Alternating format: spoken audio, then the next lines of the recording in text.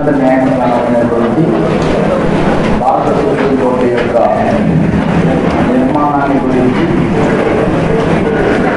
మనం ఇంతకుముందు చర్చించడం జరిగింది. దీంట్లో 124వ అధికరణ నిర్మాణాన్ని గురించి తెలియజేస్తుంది.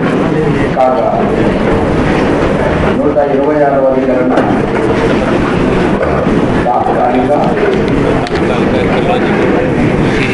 ప్రధాన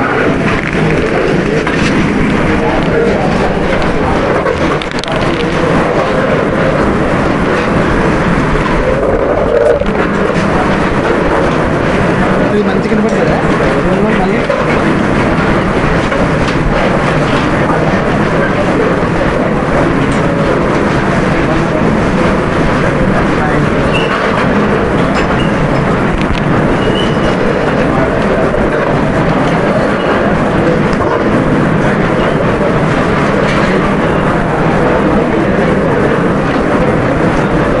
మనకు ఒక ప్రధాన న్యాయమూర్తి సుప్రీంకోర్టు నుండి పదవి విరమణ చేసిన లేక ఆకస్మికంగా పదవి ఖాళీ ఏర్పడినప్పుడు కూడా తాత్కాలిక ప్రధాన న్యాయమూర్తిని నియమించుకునేటటువంటి అవకాశం ఉంటుంది. ఇలా తాత్కాలిక న్యాయమూర్తులని నియమించేటటువంటి సందర్భంలో ప్రధాన న్యాయమూర్తిని మాత్రం తాత్కాలిక ప్రధాన న్యాయమూర్తిని మాత్రం ఎవరు నియమిస్తారు? తాత్కాలిక ప్రధాన న్యాయమూర్తి ఎవరు నియామకం చేస్తారు? రాష్ట్రపతి నియామకం చేస్తారు. తాత్కాలిక ప్రధాన న్యాయమూర్తికి అడాహక్ న్యాయమూర్తులకు తేడా ఉంటుంది. అడాహక్ న్యాయమూర్తులు అంటే సాధారణ తాత్కాలిక న్యాయమూర్తులు. సాధారణ తాత్కాలిక న్యాయమూర్తులు. ఈ న్యాయమూర్తులను సుప్రీంకోర్టుకు హైకోర్టుకు ఒక తేడా ఉంటుంది. మన దేశ సుప్రీంకోర్టుకు హైకోర్టుకు తేడా ఉంటుందండి. తేడా ఏమిటంటే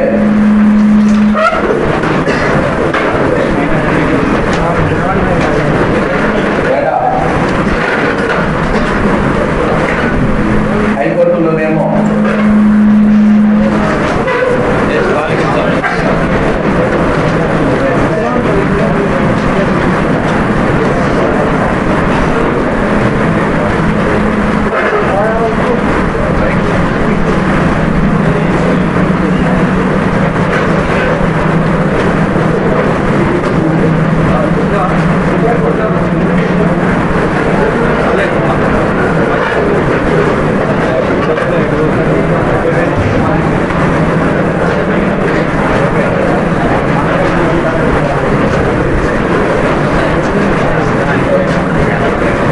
తాత్కాలిక న్యాయమూర్తులను నియమించేటప్పుడు సుప్రీంకోర్టుకు హైకోర్టుకున్న తేడా ఏంటంటే సుప్రీంకోర్టులోనైతేనేమో సిజేఐ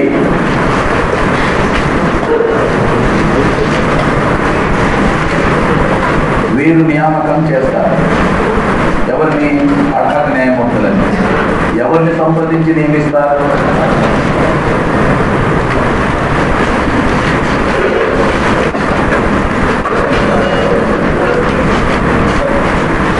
రాష్ట్రపతిని సంప్రదించి ప్రధాన న్యాయమూర్తి అడాహక్ న్యాయమూర్తులను నియామకం చేస్తారు. రాష్ట్రానికి వచ్చినప్పుడు ఉండేటటువంటి తేడా ఏంటంటే రాష్ట్రంలో ఉండేటటువంటి హైకోర్టులో కూడా అడాహక్ న్యాయమూర్తులని నియమిస్తారు. వాటిని నియమించేటప్పుడు ఇక్కడ రివర్స్గా ఉంటుంది. రివర్స్గా ఉండటం అంటే ప్రధాన న్యాయమూర్తిని సంప్రదించి రాష్ట్రపతి నియమిస్తారు. రాష్ట్రాలలో కూడా అడాహక్ న్యాయమూర్తులు ఉంటారు. అడాహక్ న్యాయమూర్తులు నియమించుకునే అవకాశం ఉంటుంది.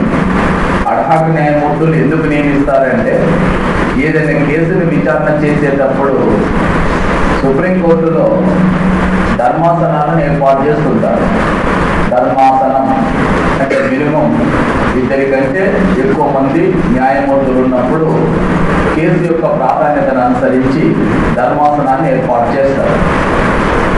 దీన్ని ఈ ధర్మాసనం కేసు విచారణ చేసే సందర్భంలో ఇంపార్టెంట్ అయిన కేసు అనుకోకుండా ఒకవేళ రాజీనామా చేసినా, రిటైర్ అయినా, న్యాయమూర్తులు ఎవరైతే ఉంటారో వారు రిటైర్ అయినా, రాజీనామా చేసినా, ఏదైనా ఒక కారణం చేత ఖాళీ ఏర్పడితే ఆ కేసును విచారణ చేసేటటువంటి న్యాయమూర్తుల కోరం అంటే కనీస న్యాయమూర్తుల సంఖ్య తగ్గిపోతే అలాంటి సందర్భంలో కేసుల విచారణ చేయడం సాధ్యం కాదు. కాబట్టి అడాహక న్యాయమూర్తులు నియామకం చేస్తారు. ఇది ఒకటి.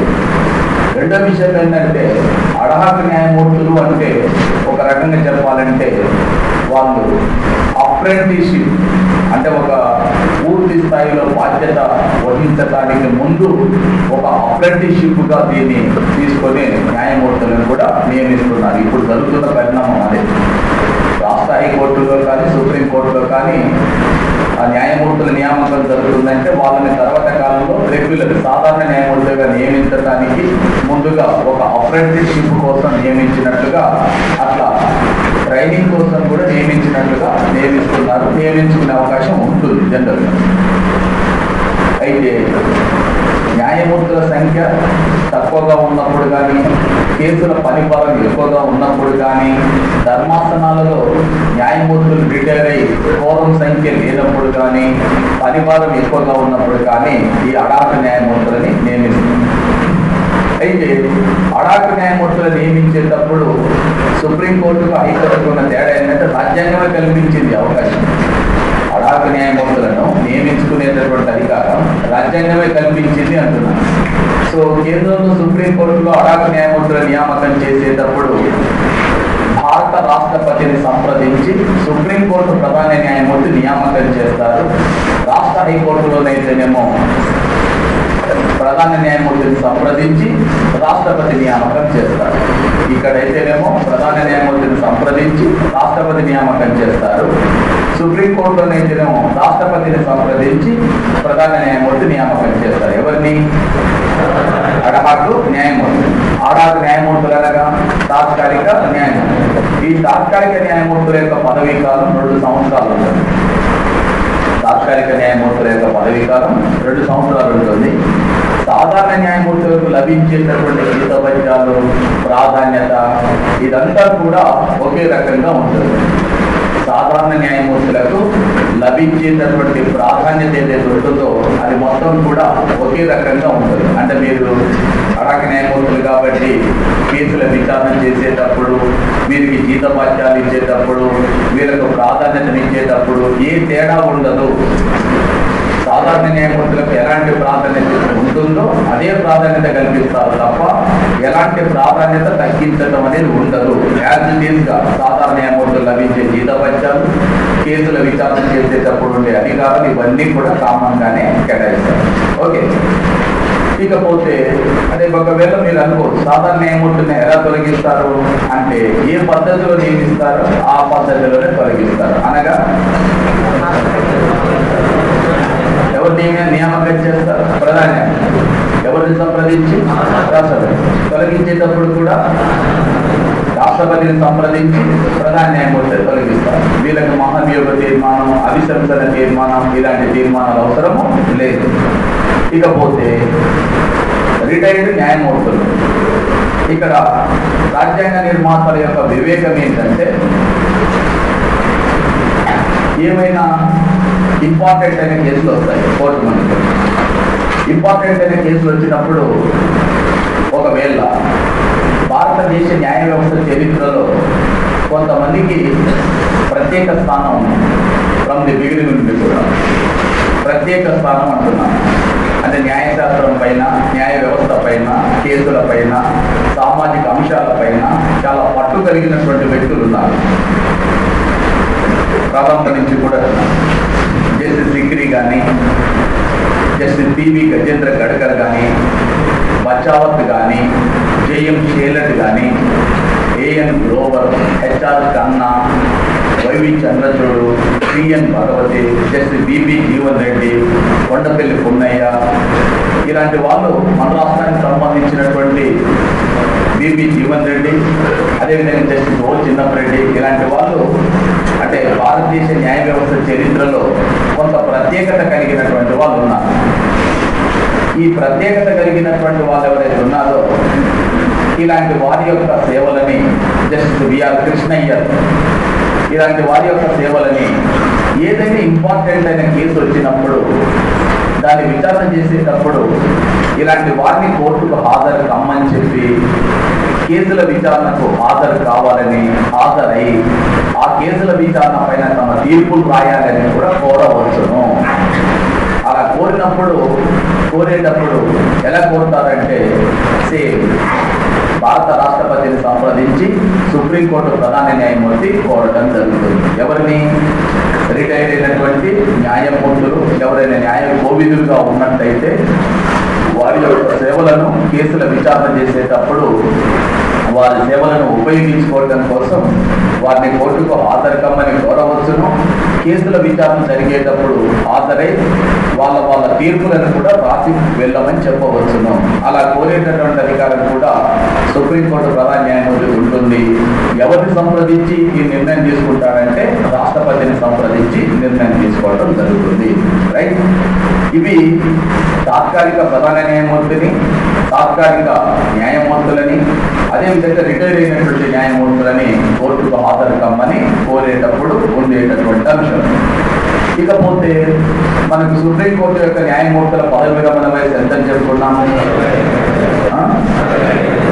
ఎంత?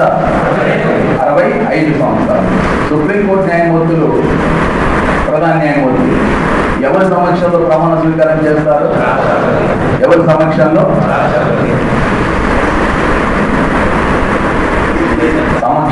ప్రమాణ స్వీకారం చేస్తారు. ఎట్ ది సేమ్ టైం ఒకవేళ వీళ్ళు రాజీనామా చేస్తే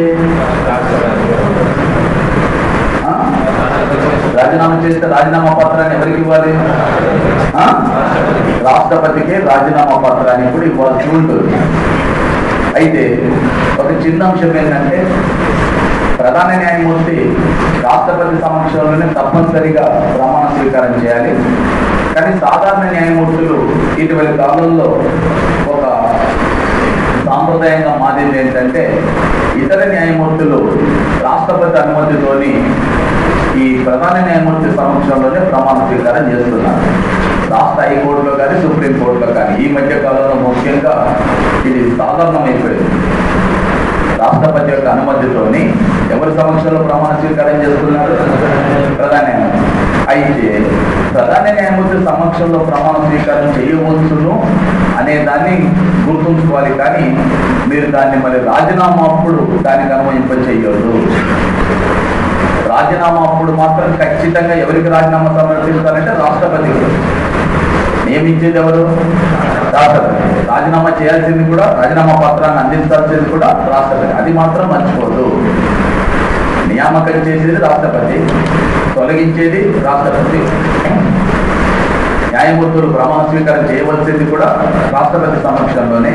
కాకుంటే ప్రధాన న్యాయమూర్తి మాత్రం ఖచ్చితంగా రాష్ట్రపతి సమక్షంలో ప్రమాణ స్వీకారం చేస్తున్నారు. కానీ ఇతర న్యాయమూర్తులు ఎవరైతే ఉంటారో వారు టైం ఉంటేనేమో రాష్ట్రపతి సమక్షంలో ప్రమాణ స్వీకారం చేస్తున్నారు. లేని సందర్భాలు వచ్చినప్పుడు రాష్ట్రపతి యొక్క అనుమతితోని ప్రధాన న్యాయమూర్తి సమక్షంలో ప్రమాణం చేస్తారు. రాజీనామా చేసేటప్పుడు మాత్రం రాష్ట్రపతికే ఇవ్వాల్సింది, సాధారణ న్యాయమూర్తి కానీ ఇతర న్యాయమూర్తులు కానీ. మరి సుప్రీంకోర్టు న్యాయమూర్తులని పదవి నుంచి తొలగించవచ్చునా? సుప్రీంకోర్టు న్యాయమూర్తులని పదవి నుంచి తొలగించవచ్చునా? తొలగించవచ్చు. ఎవరు తొలగిస్తారు? రాష్ట్రపతి.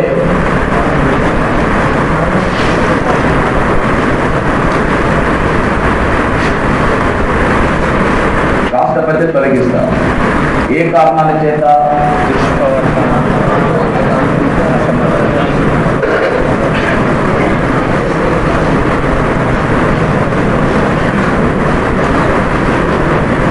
చేత తొలగిస్తారు. అసమర్థత, అదృష్టం. ఎవరిపై వచ్చిన ఆరోపణలు? సుప్రీంకోర్టు ప్రధాన మరియు ఇతర న్యాయమూర్తులు. ఎవరిపై ఆరోపణలు వచ్చినా కూడా సుప్రీంకోర్టు న్యాయమూర్తులను భారత రాష్ట్రపతి అసమర్థత, దుష్ప్రవర్తన అనే కారణాలపై తొలగించవచ్చు. అయితే సుప్రీంకోర్టు న్యాయమూర్తులపై ఈ ఆరోపణలు రాగానే వెంటనే రాష్ట్రపతి తొలగించాడు. వారిపై వచ్చినటువంటి ఆరోపణలు ఏవైతే ఉన్నాయో ఈ ఆరోపణలు వాస్తవమే అని ఎవరు ధృవీకరించాలి, ఎవరు తీర్మానించాలి, ఎవరు విచారించాలి అంటే భారత పార్లమెంట్.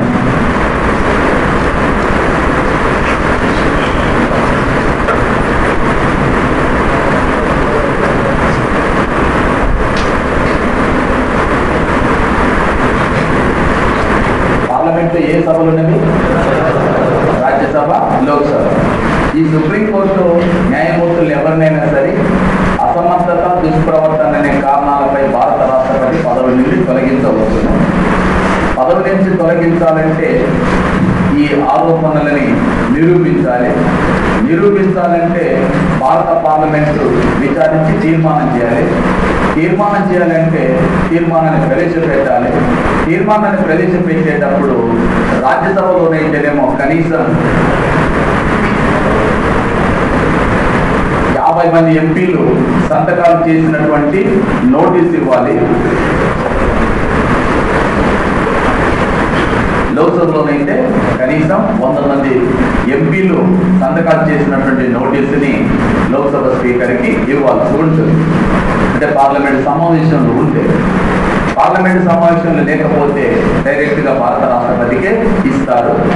భారత రాష్ట్రపతికి ఇచ్చి పార్లమెంట్ సమావేశాన్ని ఏర్పాటు చేయాలని చెప్పి కోరవచ్చు కూడా. అలా కోరినప్పుడు భారత రాష్ట్రపతి రాజ్యాంగంలో ఉన్నటువంటి 85వ అధికరణ ప్రకారం భారత పార్లమెంటును సమావేశపరిచే అధికారం, వాయిదా వేసే అధికారం, లోక్సభ రద్దు చేసే అధికారం కూడా ఎవరికి ఉంటుంది? రాష్ట్రపతి. కాబట్టి రాష్ట్రపతికి నోటీస్ ఇస్తే రాష్ట్రపతి పార్లమెంట్ సమావేశాన్ని ఏర్పాటు చేసి దానిపైన చర్చించాలని కోరుతారు. అయితే ఇక్కడ ఒక చిన్న ప్రొసీజర్ ఉంటుంది.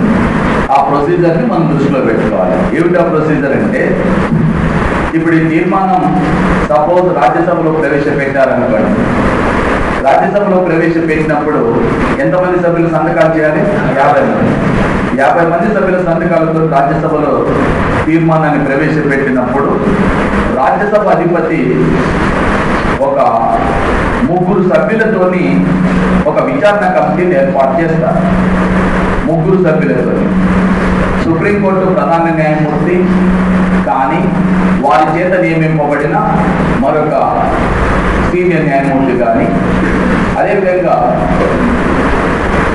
సుప్రీంకోర్టుతో పాటు ఒక రాష్ట్ర హైకోర్టు ప్రధాన న్యాయమూర్తి, అదేవిధంగా భారత రాష్ట్రపతి చేత నియామకం పొందినటువంటి ఒక న్యాయ నిపుణుడు, ఈ 3 చేత విచారణ జరిపిస్తారు. ఫస్ట్ విచారణ జరిపించి కమిటీని ఏర్పాటు చేస్తారు. కమిటీ విచారణ చేస్తుంది. కమిటీ విచారణ చేసిన తర్వాత రిపోర్ట్ ఇస్తుంది రాజ్యసభ చైర్మన్. ఎందుకంటే రాజ్యసభలో ప్రవేశపెడితే చైర్మన్ కమిటీని ఏర్పాటు చేస్తారు కాబట్టి ఆ కమిటీ రాజ్యసభ చైర్మన్కు రిపోర్ట్ ఇస్తుంది. ఈ వ్యక్తిపై వచ్చినటువంటి ఆరోపణలు వాస్తవమే, దీనికి తగిన ఆధారాలు ఉన్నాయని చెప్పి ఒక రిపోర్ట్ ఇస్తే అప్పుడు ఆ సభ 2/3 మెజార్టీతో తీర్మానం చేయాలి. 2/3 మెజార్టీతో తీర్మానం చేసిన తర్వాత రెండవ సభకు పంపిస్తారు. రెండవ సభ కూడా 2/3 మెజార్టీతో తీర్మానం చేస్తే అప్పుడు భారత రాష్ట్రపతి ఈ న్యాయమూర్తిని పదవి నుంచి తొలగిస్తారు. అంటే దీని ప్రొసీజర్ మొత్తం మీకు ఐడియా ఉండాలి. సుప్రీంకోర్టు న్యాయమూర్తులను ఎవరు పదవి నుండి తొలగిస్తారు? రాష్ట్రపతి. ఏ కారణాల చేత తొలగిస్తారు? దీన్ని ఎవరు ధృవీకరించాలి? పార్లమెంటులోని ఏ సభలు? రాజ్యసభలు, లోక్సభలు ఎంత మెజార్టీతో ధృవీకరించాలి? 2/3. తీర్మానాన్ని ఏ సభలో ప్రవేశపెట్టాలి? దేంట్లోనైనా ప్రవేశపెట్టవచ్చు. ఏ సభలో ప్రవేశపెట్టాలన్నా కూడా ఆ సభకు సంబంధించి సభలో ప్రవేశపెట్టేటటువంటి దానిని బట్టి లోక్సభ అయితే ఎంతమంది సభ్యులు సంతకాలు చేయాలి? 100 మంది. రాజ్యసభ అయితే 50. సంతకాలు చేసిన తర్వాత ఏ సభలో ప్రవేశపెడితే ఆ సభాధిపతి ఒక విచారణ కమిటీని ఏర్పాటు చేస్తారు. ఆ కమిటీ చేసే సూచనలను అనుసరించి తీర్మానం ముందుకు పోవడం వెనుక పోవడం అనేది ఆలోచన జరుగుతుంది. ఎందుకంటే ఒకవేళ ఆ కమిటీ విచారణ చేసి వారిపై చేసినటువంటి ఆరోపణల్లో వాస్తవం లేదు అని ఆ కమిటీ కనుక పేర్కొన్నట్లయితే దాని గురించి తీర్మానం చేసే అవకాశం లేదు.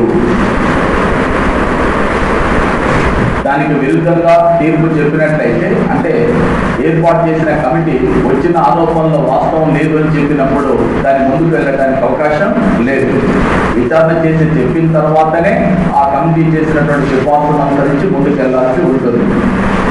ఓకే, మరి తీర్మానాన్ని ఎంత మెజార్టీతో ఆమోదించాలనుకున్నాం? ఏ సభలో? లోక్సభ, రాజ్యసభ. ఒకవేళ ఒక సభ ఆమోదించి రెండో సభ తిరస్కరిస్తే ఆ తీర్మానం వీగిపోతుందా?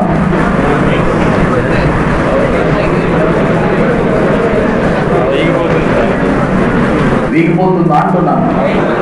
వీగిపోతుంది. మళ్ళీ సగం చెప్పి అంటే ఉభయ సభల సంయుక్త సమావేశానికి అవకాశం ఉందా?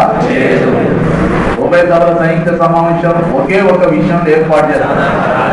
సాధారణ బిల్లుల పైన లోక్సభ, రాజ్యసభల మధ్యన భిన్నాభిప్రాయాలు తలెత్తినప్పుడు మాత్రమే ఏం ఏర్పాటు చేస్తాం? ఉభయ సభల సంయుక్త సమావేశం. ఇవన్నీ కూడా రాజ్యాంగ సవరణకు సంబంధించిన బిల్లులు కానీ, ఇప్పుడు చెప్పే న్యాయాధికారాలకు సంబంధించిన విషయాల్లో కానీ ఉభయ సభల సంయుక్త సమావేశాన్ని ఏర్పాటు చేయడానికి ఎట్టి పరిస్థితుల్లో కూడా అవకాశం లేదు. ఒక సభ ఆమోదించి రెండో సభ తిరస్కరించిందంటే తీర్మానం వీగిపోయినట్లుగానే భావించి వారు పదవి నుంచి తొలగిపోవడానికి అవకాశం లేదు. ఒకవేళ తీర్మానం ప్రవేశపెట్టిన సభ తిరస్కరిస్తే రెండో సభ కూడా పంపాల్సిన అవసరం లేదు, తీర్మానం వీగిపోయినట్లుగా భావిస్తారు. ఓకే, నేటి వరకు భారతదేశంలో ఎంతమందిని ఈ పద్ధతి ద్వారా తొలగించడం జరిగింది? ఏ ఒక్కరిని కూడా ఈ పద్ధతి ద్వారా తొలగించలేదు. పోనీ ఏ ఎవరిపైన నేను తీర్మానం ప్రవేశపెట్టినారా? ప్రవేశపెట్టిన ఎవరిపైన? జస్టిస్ వి రామస్వామి అనే తమిళనాడు రాష్ట్రానికి చెందినటువంటి సుప్రీంకోర్టు న్యాయమూర్తిగా పనిచేసినటువంటి రామస్వామి పైన ఈ తీర్మానాన్ని ప్రవేశపెట్టడం జరిగింది. అయితే రామస్వామి పంజాబ్, హర్యానా హైకోర్టుల ప్రధాన న్యాయమూర్తిగా ఉన్న సమయంలో ఫర్నిచర్ కొనుగోలు విషయంలో 3 కోట్లకు పైగా అవకతవకలకు పాల్పడినారనే కారణాలపైన వారిపైన ఆరోపణలు వచ్చినవి. కాకుండా అతని కొంతకాలం తర్వాత పంజాబ్, హర్యానా హైకోర్టుల ప్రధాన న్యాయమూర్తిగా ఉన్నటువంటి రామస్వామిని ప్రమోషన్లో సుప్రీంకోర్టు న్యాయమూర్తిగా నియామకం చేసినారు. సుప్రీంకోర్టు న్యాయమూర్తిగా నియామకం చేసిన తర్వాత ఈ ఆరోపణలన్నీ వెలుగులోకి రావడంతో అతని పైన 106 మంది సభ్యులతో సంతకాలతోని లోక్సభలో ఈ తీర్మానాన్ని ప్రవేశపెట్టినారు. తీర్మానం ప్రవేశపెట్టిన తర్వాత 1993లో కాంగ్రెస్ పార్టీ వ్యూహాత్మకంగా అంటున్నారు. లోక్సభలో ఈ తీర్మానం గురించి చర్చ జరిగే టైంలో, ఓటింగ్ వేసే సమయంలో కూడా వ్యూహాత్మకంగా ఓటింగ్లో పాల్గొనకుండా, లోక్సభకు హాజరై ఓటింగ్లో పాల్గొనకుండా ఉండటంతో తీర్మానం లోక్సభలో వీగిపోయింది.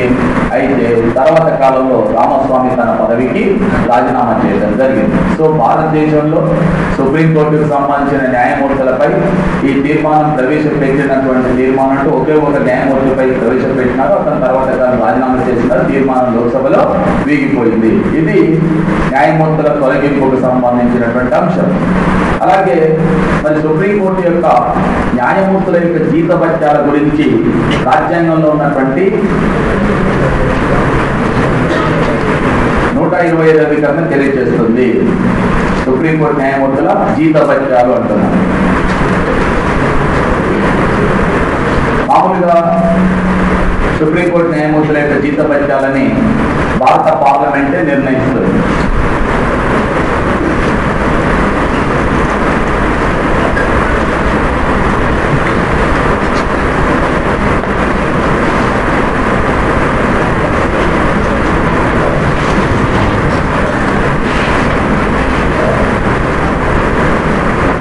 నిర్ణయిస్తుంది.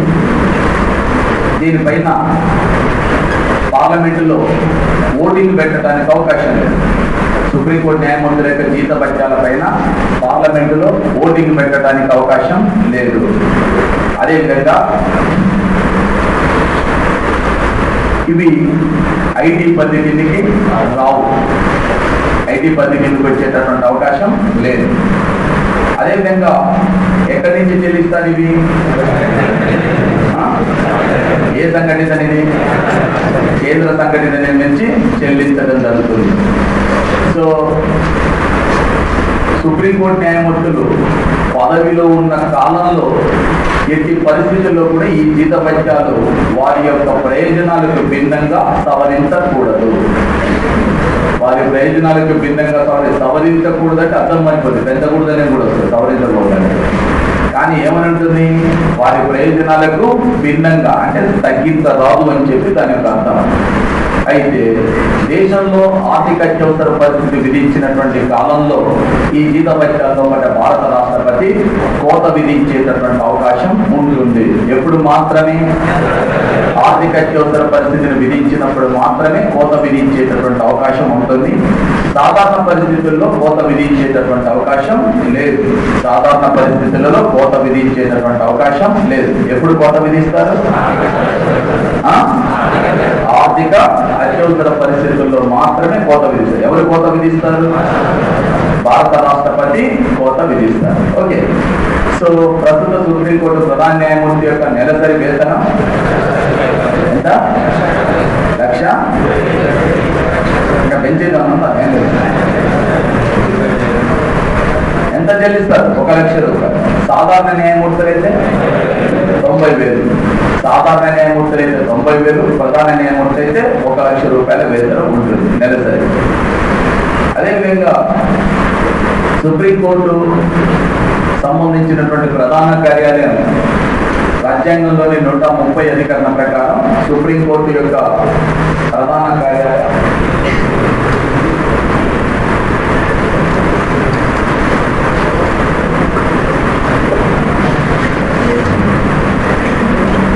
ఢిల్లీలో ఉంటుంది. అయితే ఈ 130 అధికరణలోనే ఇంకొక అంశం కూడా ప్రస్తావించబడింది. ఇంకొక అంశం ఏమిటి ప్రస్తావించబడిన అంశం అంటే, రాష్ట్రపతి యొక్క అనుమతితోని దేశంలో ఏ ప్రాంతంలోనైనా కూడా సమావేశమయ్యేటటువంటి అవకాశం ఉంటుంది. ఎవరి అనుమతితోని? రాష్ట్రపతి అనుమతితోని దేశంలో ఏ ప్రాంతంలోనైనా సమావేశమయ్యే అవకాశం ఉంటుంది. సమావేశం కావచ్చు అంటే పని విధానం కోసం, పని చేయడం కోసం ఎక్కడైనా కూడా సమావేశం జరిపేటటువంటి అవకాశం ఉంటుంది. అయితే ఈ న్యాయ వ్యవస్థ కేంద్రీకరణకు వ్యతిరేకంగా దీన్ని వికేంద్రీకరించాలన్న ఉద్దేశంతో చాలా కాలం నుంచి భారతదేశంలో ఒక డిమాండ్ ఏంటంటే, సుప్రీంకోర్టు యొక్క బెంచీలను ఏర్పాటు చేయాలి. బెంచీలు అంటే బ్రాంచీలను ఏర్పాటు చేయాలని ఉన్నది. ఎక్కడ ఏర్పాటు చేయాలని ఉండేది అంటే బాంబే, కలకత్తా, చెన్నైలో ఒక బెంచ్ని, ఒక్కొక్క చోట ఒక్కొక్క బెంచ్ని ఏర్పాటు చేయాలని చెప్పి ఆలోచన ఉండేది. దీనిపైన 2000 సంవత్సరంలో కేంద్ర కేబినెట్ ఓ తీర్మానం చేసింది. సుప్రీంకోర్టు యొక్క బెంచ్లను ఈ 3 నగరాల్లో ప్రత్యేకంగా ఏర్పాటు చేయాలని చెప్పి తీర్మానం చేసింది. అయితే ఈ తీర్మానాన్ని 2000 సంవత్సరంలో 25 మంది న్యాయమూర్తులతో కూడుకున్నటువంటి సుప్రీంకోర్టు ధర్మాసనం, 25 మంది న్యాయమూర్తులతో కూడుకున్నటువంటి ధర్మాసనం దానిని కొట్టివేసింది. అంటే అలా ఏర్పాటు చేయడాన్ని మేము వ్యతిరేకిస్తున్నాం.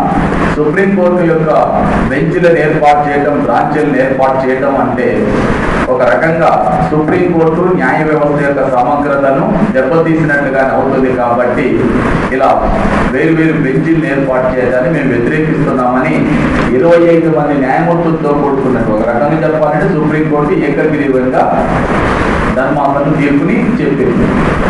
చెప్పిన తర్వాత ఈ మధ్య కాలంలో 18వ లా కమిషన్ చైర్మన్ గా పనిచేసినటువంటి ఏఆర్ లక్ష్మణన్ నేతృత్వంలోని సుప్రీంకోర్టు అంటే లా కమిషన్ భారతదేశంలో 4 సుప్రీంకోర్టు బెంచ్లను ఏర్పాటు చేయాలని చెప్పి సూచన చేసింది. అది ఉన్నదా లేదో సార్ చూడండి.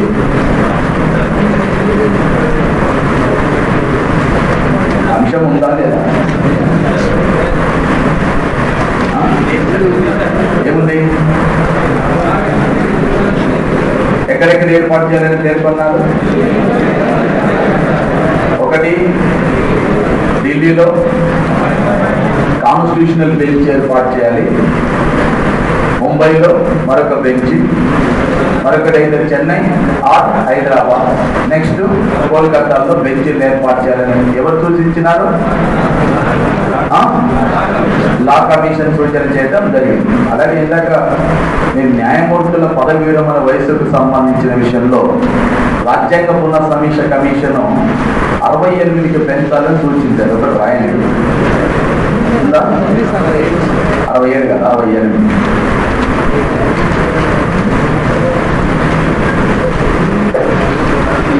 రాజ్యాంగ పునఃసమీక్ష కమిషన్ సుప్రీంకోర్టు న్యాయమూర్తుల యొక్క పదవి విరమణ వయసును 68 సంవత్సరాలకు పెంచాలని సూచించడం జరిగింది. రైట్. సో ఇప్పుడు మనకు సుప్రీంకోర్టు యొక్క ఏర్పాటు, నిర్మాణం, దాని న్యాయమూర్తులు, దానికి సంబంధించినటువంటి నియామకం, పదవుల నుంచి తొలగించడం, జీతభత్యాలు, వీటన్నిటి గురించి మనం చర్చించినాం. నెక్స్ట్ సుప్రీంకోర్టు యొక్క అధికారాలను గురించి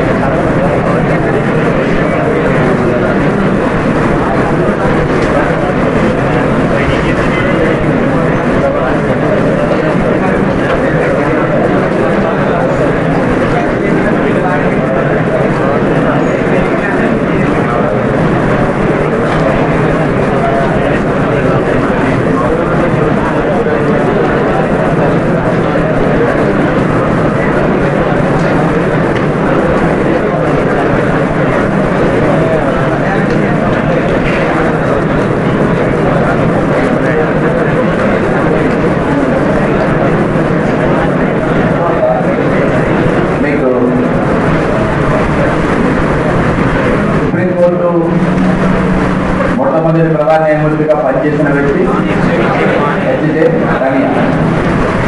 సుప్రీంకోర్టులో అత్యధిక కాలం ప్రధాన న్యాయమూర్తిగా పనిచేసిన వ్యక్తి వైవి చంద్రచూడ్. కాగా సుప్రీంకోర్టులో అతి తక్కువ కాలం న్యాయమూర్తిగా కేవలం 18 రోజులు మాత్రమే న్యాయమూర్తిగా ప్రధాన న్యాయమూర్తిగా పనిచేసిన వ్యక్తి కె నాగేంద్ర సింగ్.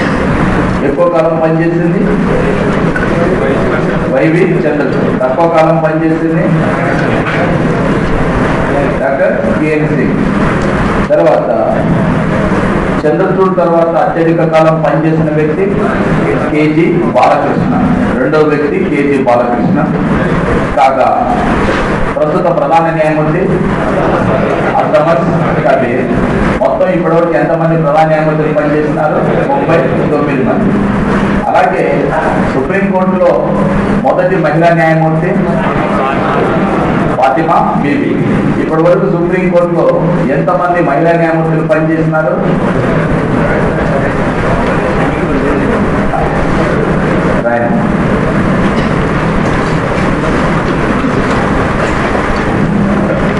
సుప్రీంకోర్టులో నేటి వరకు పనిచేసిన మహిళా న్యాయమూర్తులు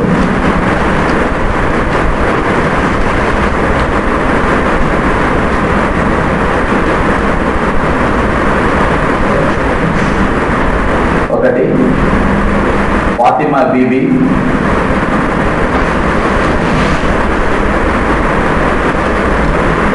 Fatima BB.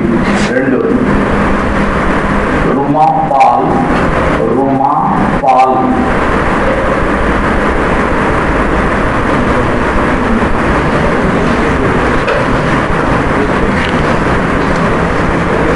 Next Sujata Manohar, Sujata Manohar.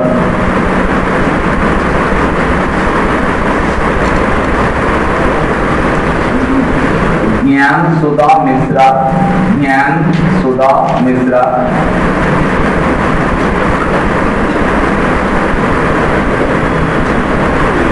Next Ranjana Desai, Ranjana Desai.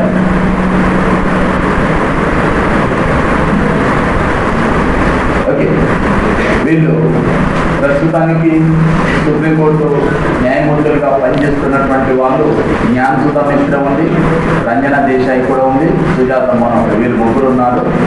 So ప్రస్తుతం సుప్రీంకోర్టు న్యాయమూర్తుల సంఖ్య 30+1. ఓకే, తర్వాత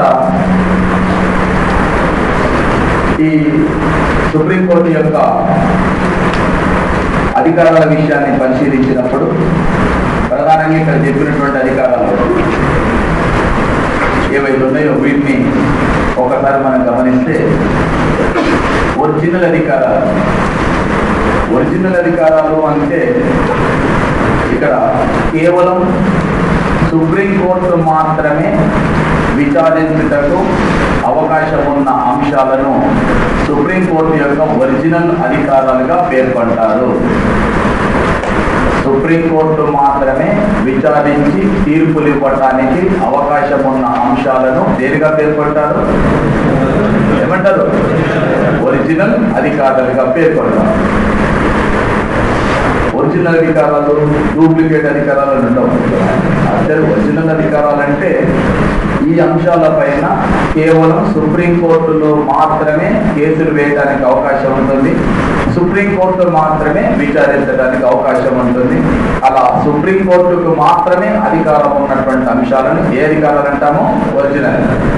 భారత రాజ్యాంగంలో ఉన్నటువంటి 131వ అధికరణ సుప్రీంకోర్టు యొక్క ఒరిజినల్ అధికారాల గురించి తెలుపుతుంది. ఇది ముఖ్యంగా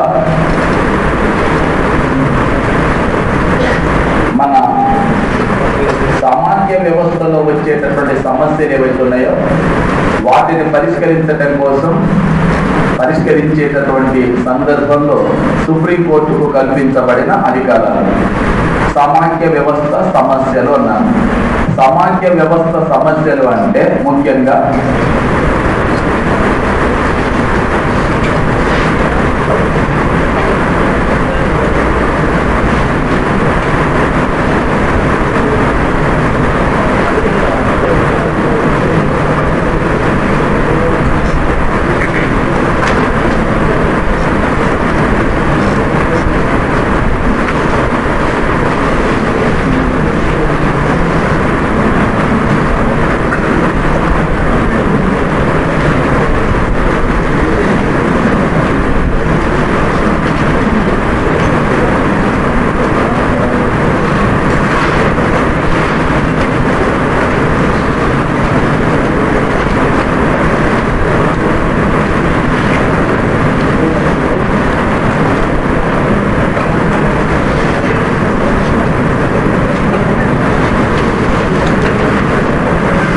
కేంద్రం ఒకవైపు, కొన్ని రాష్ట్రాలు ఒకవైపు ఉండి తలెత్తేటటువంటి సమస్యలు, అలాగే కేంద్రానికి రాష్ట్రాలకు మధ్య తలెత్తే సమస్యలు, రాష్ట్రాలకు మధ్య తలెత్తేటటువంటి సమస్యలు, వీటిని విచారించేటటువంటి అధికారం ఒక్క సుప్రీంకోర్టుకు మాత్రమే ఉంటుంది.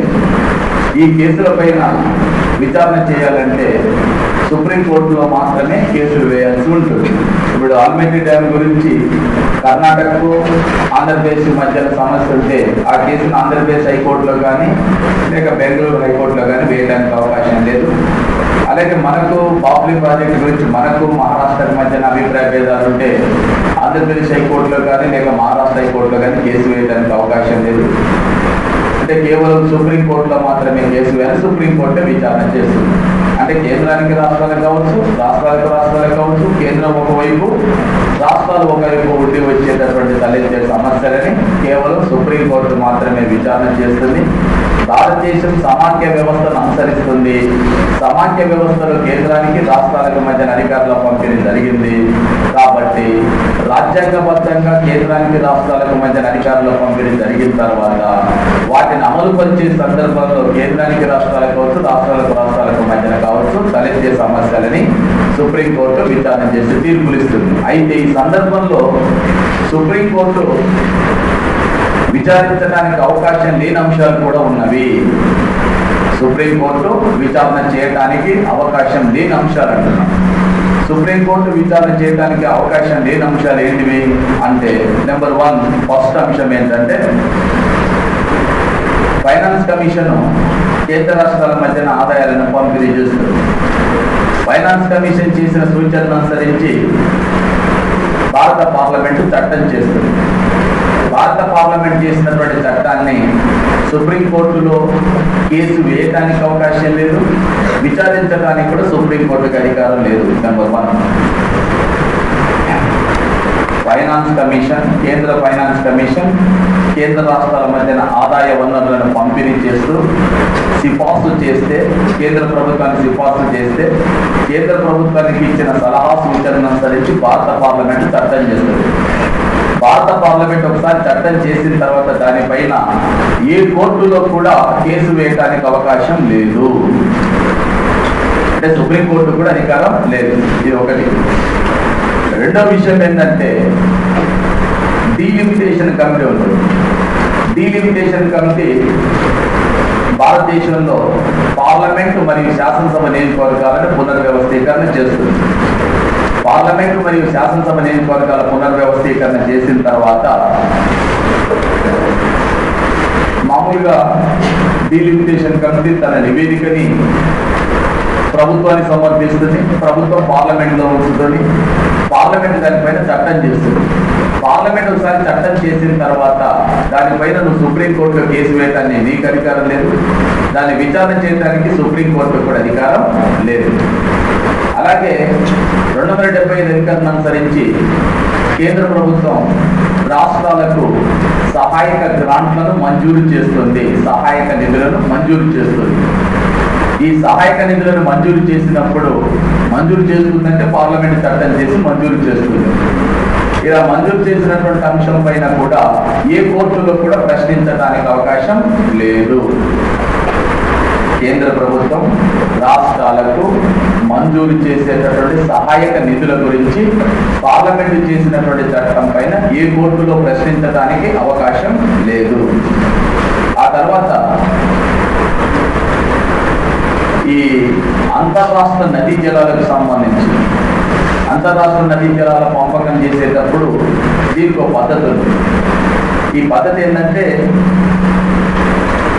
సుప్రీంకోర్టు న్యాయమూర్తి స్థాయి కలిగినటువంటి వారి చేత, ఓ ముగ్గురి చేత, కనీసం చైర్మన్ అంటే సుప్రీంకోర్టు స్థాయి కలిగిన న్యాయమూర్తి చేత ఒక ట్రిబ్యునల్ను నియామకం చేస్తారు. రాష్ట్రపతి నియమిస్తారు. రాష్ట్రపతి నియమించిన తర్వాత ఈ ట్రిబ్యునల్ అంతర్రాష్ట్ర నదీ జలాల పంపకం చేస్తుంది. పంపకం చేసిన తర్వాత దానిపైన పార్లమెంట్ చట్టం చేస్తుంది. పార్లమెంట్ చేసినటువంటి చట్టాన్ని సుప్రీంకోర్టులో సవాలు చేయవచ్చునా, దాన్ని విచారించే అధికారం సుప్రీంకోర్టుకు ఉంటుందా, ఉండదా?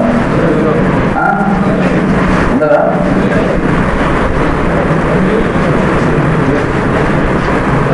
ఉండదు. ఎందుకు ఉండదు? లేకపోతే ఇప్పుడు మనం ఆల్మెంట్ డ్యామ్ గురించి సుప్రీంకోర్టులో కేసు ఎలా వేశాం? బాబ్లీ ప్రాజెక్టు గురించి మనం సుప్రీంకోర్టులో కేసు ఎలా వేశాం?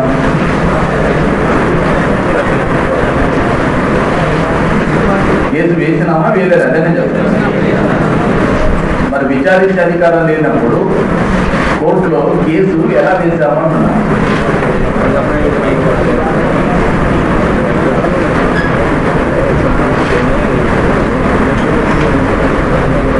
తెలుసో తెలియకో కరెక్టే చెప్పింది, విచారించే అధికారం లేదని. రాయ డిఫరెన్స్లో తగ్గింది, no doubt. That's right, no doubt at all. But thing ఏంటంటే ఇప్పుడు మనం కేసు వేసినాం కదా, ఏంటంటే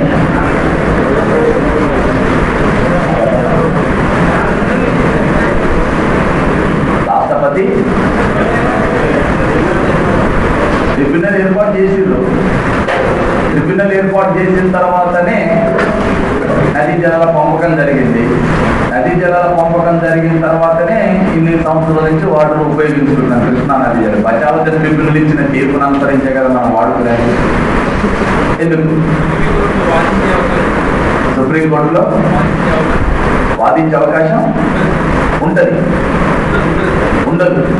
ఉండకపోతే కోర్టులో కేసు చేసినాం స్వామి, నేను అడిగేది అదే కదా.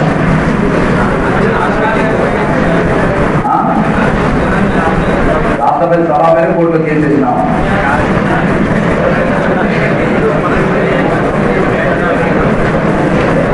విషయం ఏంటంటే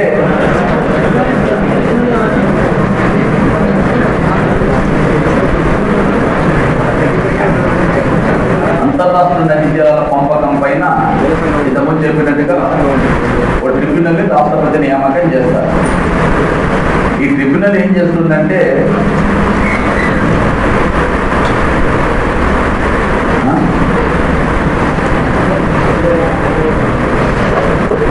tribunal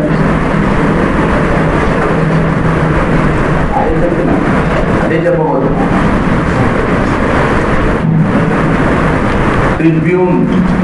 Tribune is a word which is derived from the Roman. Roman భాషలో ట్రిబ్యూన్ అంటే ఒక న్యాయ సంస్థ అని అర్థం. ఓకేనా? న్యాయ సంస్థను ఎవరు నియమిస్తున్నారు? భారత రాష్ట్రపతి నియమిస్తారు. ఎందుకు నియమిస్తాడు?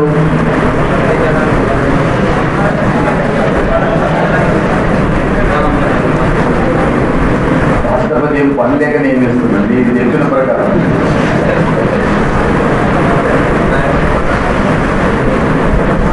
వీటిని అంతర్రాష్ట్ర నదీ జలాలంటే కృష్ణా నది మహారాష్ట్రలో జన్మిస్తుంది, మహారాష్ట్ర గుండా ప్రవహించి కర్ణాటక నుంచి ఆంధ్రప్రదేశ్ నుంచి ప్రవహించి బంగాళాఖాతంలో కలుగుతుంది. ఈ నీరు మహారాష్ట్రలో ఎన్ని కిలోమీటర్లు ప్రవహిస్తుంది, ఎంత విస్తీర్ణంలో ప్రవహిస్తుంది, ఎంత నీటితో ప్రవహిస్తుంది అనే అంశాన్ని ఒక 50 సంవత్సరాలకు సంబంధించిన గణాంకాలను తీసుకుంటారు. 30 సంవత్సరాల కంటే ఎక్కువ 50 సంవత్సరాలకు సంబంధించిన గణాంకాలు తీసుకుంటారు.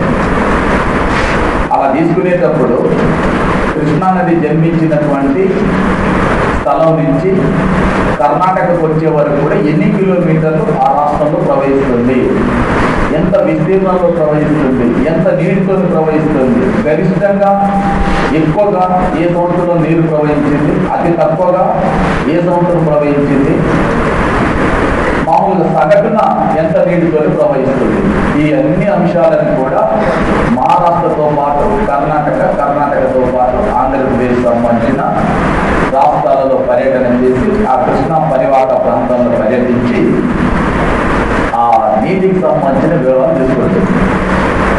తీసుకున్న తర్వాత అప్పుడు గరిష్టము, కనిష్టము, యావరేజ్ వీటిని దృష్టిలో పెట్టుకొని నికర జలాలు ఇంత అని చెప్పి డిసైడ్ చేస్తారు. నేను మళ్ళీ చెప్పిందండి, ట్రిబ్యూన్ అంటే ఒక న్యాయ సంస్థ. సుప్రీంకోర్టు స్థాయి కలిగిన న్యాయమూర్తులతో ట్రిబ్యునల్ ఏర్పాటు చేస్తారు. ఇది ఒక న్యాయబద్ధమైన సంస్థ. ఇది విచారణ చేస్తుంది. విచారించిన తర్వాత అప్పుడు మనం ఎవరైనా వెళ్ళి ఆ ట్రిబ్యునల్ ముందు ఆంధ్రప్రదేశ్ కానీ కర్ణాటక కానీ లేక మహారాష్ట్ర కానీ మన వాదనను వినిపిస్తాం. ఇక మాకు ఇంత నీరు కావాలి, ఇది కావాలి, ఇదంతా మన వాదన మనం వినిపిస్తాం. వినిపించిన తర్వాత ఈ ట్రిబ్యునల్ ఏం చేస్తుందంటే ఏదో ఒక అవార్డుని ఇస్తుంది. అవార్డు మీన్స్ ఈ భాషలో అవార్డు అంటే తీర్పు అని అర్థం. ఒక అవార్డుని ఇస్తుంది. అవార్డుని ఇచ్చేటప్పుడు ఉదాహరణకి బచావత ట్రిబ్యునల్, సుప్రీంకోర్టు మాజీ న్యాయమూర్తి అయిన బచావత నేతృత్వంలో ఈ ట్రిబ్యునల్ ఏర్పాటు చేస్తే కర్ణాటక ఒక 600 టీఎంసీలు, కొంచెం ఎక్కువ తక్కువ ఉంటుంది నేను చెప్పిన దానికంటే. 600 టీఎంసీలు, మహారాష్ట్ర 600 టీఎంసీలు ఆంధ్రప్రదేశ్ 800 టీఎంసీ కొద్ది గొప్ప ఎక్కువ నీటిని వాడుకోవాలని చెప్పి వాళ్ళకు అవార్డు ఇచ్చినారు. అవార్డు ఇచ్చిన తర్వాత తీర్పు ఇచ్చిన తర్వాత దానిపై పార్లమెంటు చట్టం చేసింది. ఒకసారి పార్లమెంటు చట్టం చేసిన తర్వాత దాని గురించి సుప్రీంకోర్టు కానీ ఏ కోర్టుకి వెళ్ళడానికి అవకాశం లేదు. మరి మనం కోర్టుకి వెళ్ళినామనుకున్నాం. మీరు ఆలోచన చేయాల్సింది ఏంటంటే కోర్టుకి వెళ్ళిన మాట వాస్తవమే, కోర్టుకి వెళ్ళడానికి అవకాశం లేని మాట వాస్తవమే. మనం కోర్టుకి వెళ్ళింది బచావత్ ట్రిబ్యునల్ ఇచ్చిన తీర్పు, దానిని అనుసరించి కర్ణాటక, ఆంధ్రప్రదేశ్, మహారాష్ట్ర మధ్య జరిగిన నీటి పంపకం గురించి కాదు వెళ్ళింది.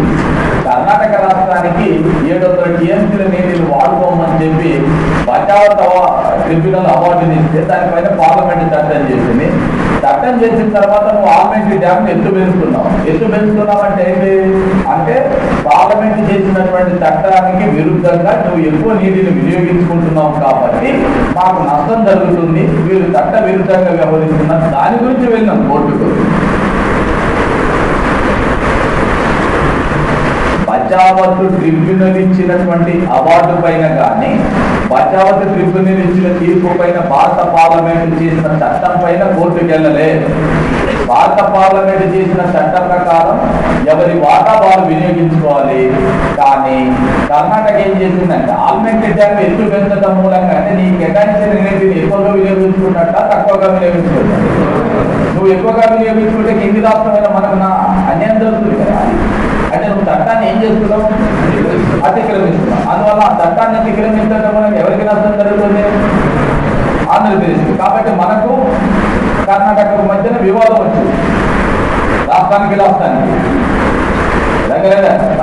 మనకైతే వాళ్ళు ఎక్కువ నీకు కేటాయించినటువంటి నీటి కంటే చట్టబద్ధంగా భారత పార్లమెంటు అత్యున్నత శాసనశాఖ అయిన పార్లమెంటు చేసిన చట్ట ప్రకారం నువ్వు వినియోగించుకోవాల్సినటువంటి వాటా కంటే ఎక్కువ నీటిని వినియోగించుకుంటున్నావు. దానికోసం డ్యామేజ్ పెంచుకున్నావు. దానివల్ల మాకు నష్టం జరుగుతుంది. ఆ అంశం పైన కోర్టుకు వెళ్ళినాం. బచావత్ ట్రిబ్యునల్ వాళ్ళకి ఎందుకు నీటిని ఎక్కువ కేటాయించింది, మాకు తక్కువ ఎందుకు కేటాయించింది, మహారాష్ట్రకు అట్లెట్ల కేటాయించింది, పార్లమెంట్ ఇంటెంట చట్టం చేసిందని కోర్టుకు వెళ్ళలేదు. బచావత్ ట్రిబ్యునల్ ఆల్రెడీ ఒక తీర్పు ఇచ్చింది, దానిపైన భారత పార్లమెంట్ చట్టం చేసింది. చట్ట ప్రకారం వాడుకో, నువ్వు కానీ నేను కాదు. నువ్వు దానికంటే ఎక్కువ వాడుకుంటే ఎందుకే కదా డ్యామ్ ఎత్తు పెంచింది, దీనివల్ల మాకు నష్టం జరుగుతుంది కదా అనే అంశం పైన కోర్టుకు వెళ్ళినాం తప్ప బచావత్ ట్రిబ్యునల్ పైన కాదు. అర్థమైంది కదా. ఇప్పుడు దేనిపైన కోర్టుకు వెళ్ళడానికి అవకాశం లేదు. ట్రిబ్యునల్ ఇచ్చిన తీర్పు పైన భారత పార్లమెంట్ చేసిన చట్టం పైన కోర్టుకు వెళ్ళే అవకాశం మనకు లేదు. కోర్టులు కూడా విచారణ చేయవు. పార్లమెంట్ చేసిన చట్టాన్ని ఉల్లంఘించిన, దాన్ని ధిక్కరించిన, అది చెప్పినటువంటి దానికంటే ఎక్కువ నీటిని వినియోగించుకున్నా అప్పుడు రాష్ట్రాల మధ్య వివాదాలు వస్తాయి. కాబట్టి దాన్ని అనుసరించి మనం కోర్టుకు వెళ్ళడం జరుగుతుంది. అంశం అర్థమైన విషయం. అర్థం కాలేకపోతే అర్థం కాలేదనే చెప్పండి. కానీ అలాగే నా వైపు చూస్తే నాకు అర్థం కాదు ఫస్ట్ విషయం.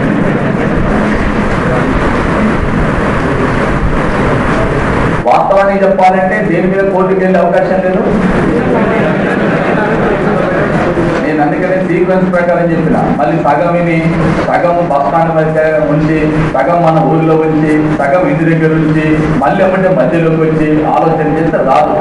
ఆ సీక్వెన్స్ అందుకనే చెప్పింది.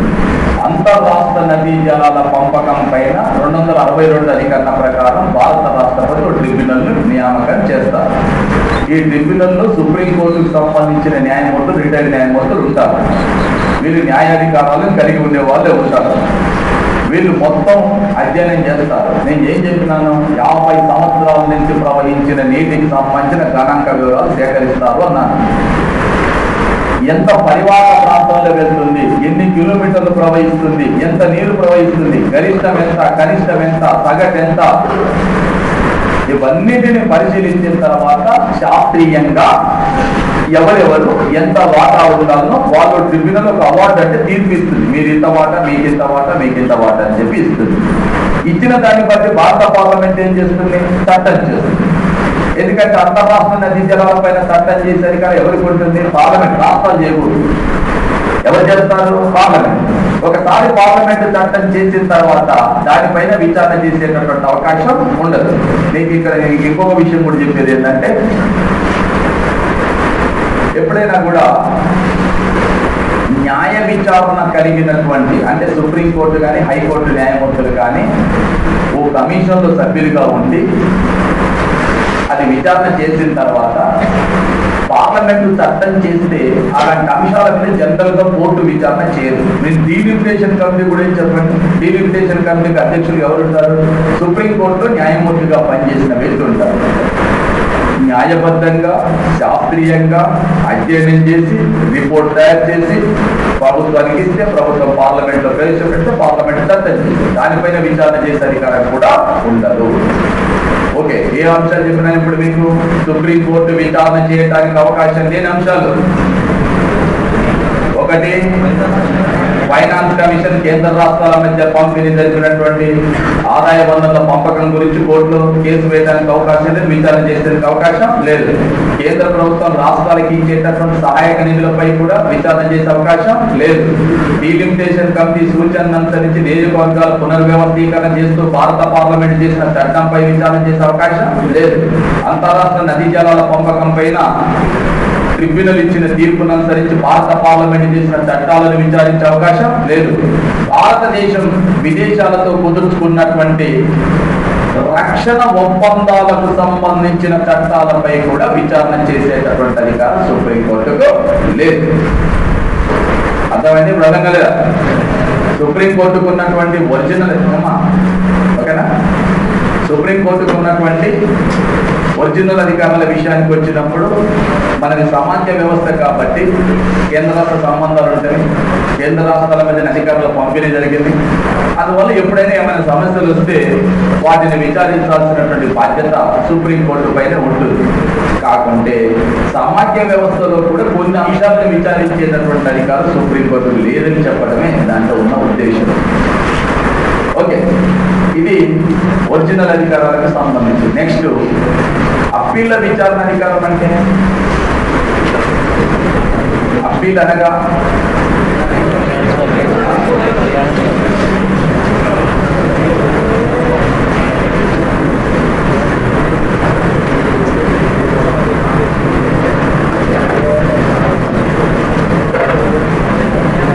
విజ్ఞాపన లేదా విన్నపం. అప్పీల్ అనగా విజ్ఞాపన లేదా విన్నపం. మీరు దాన్నే ప్రశ్న చేస్తారు, ఎవరు విజ్ఞాపన చేస్తారు, ఎవరు విన్నపం చేస్తారు, ఎవరికి విన్నపం చేస్తారు, ఏమని విన్నపం చేస్తారు? అది ఏ కోర్టు గురించి మాట్లాడుతున్నామా? సుప్రీంకోర్టు ఏ అధికారాల గురించి? అప్పీల్ విచారణ. వాస్తవానికి భారతదేశంలో అత్యున్నత న్యాయస్థానం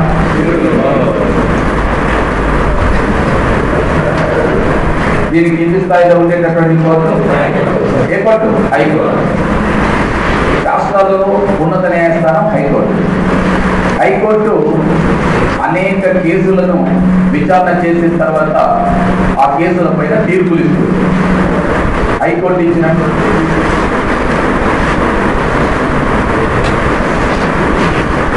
ఈ తీర్పులు ఇచ్చేటప్పుడే హైకోర్టు తీర్పులోనే రాస్తుంది, if the aggrieved party is not satisfied with the above judgment, they can appeal it in the Apex Court of Supreme Court within the stipulated period of 90 days అని ఉంటుంది.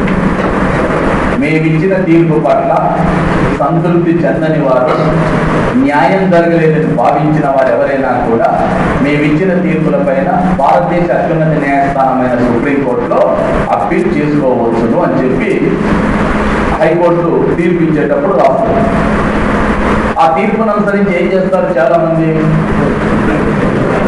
ఎక్కడికి వెళ్ళొద్దండి అంటే కింది కోర్టు ఇచ్చిన తీర్పు పట్ల నచ్చని వారు, మెచ్చని వారు, న్యాయం జరగలేదని భావించిన వారు ఏ కోర్టుకు వెళ్తారు? పై కోర్టు. భారతదేశంలో అత్యున్నత న్యాయస్థానం సుప్రీంకోర్టు. సుప్రీంకోర్టు కంటే కింది కోర్టు ఏంటిది? హైకోర్టు. అంటే హైకోర్టు ఇచ్చిన తీర్పు నచ్చని వాళ్ళు ఎవరైనా కూడా ఎక్కడికి వెళ్ళొచ్చు? సుప్రీంకోర్టు.